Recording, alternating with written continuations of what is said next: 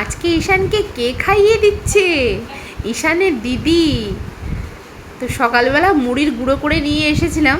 ঈশান আমার কাছে কিছুতেই খেতে চাইছিল না, অর্ধেকটা খাওয়ার পর ভীষণ বায়না করছিল। তারপর ওর দিদির কাছে যাওয়ার চেষ্টা করছিল। তো আমি বললাম যে তুই একটু খাইয়ে দেখ তো মানু, তোর কাছে খায় কি না। তো দেখছি, দেখো কি সুন্দর খাইয়ে দিচ্ছে।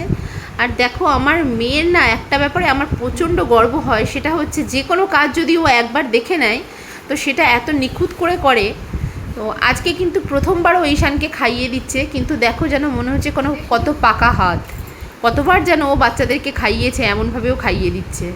তার মানে ও কত নিখুঁত করে আমাকে দেখেছে, আমাকে ফলো করেছে আমি যখন ওকে খাওয়াই।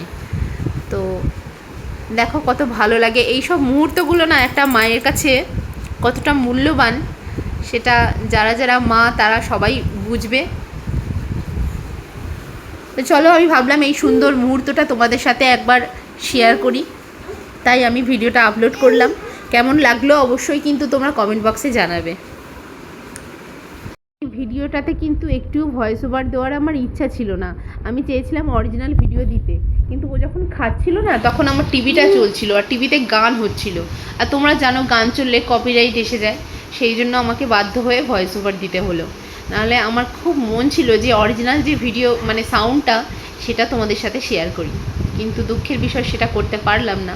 ঠিক আছে, মুহূর্তটা উপভোগ করতে পারলাম আমরা সবাই মিলে একসাথে।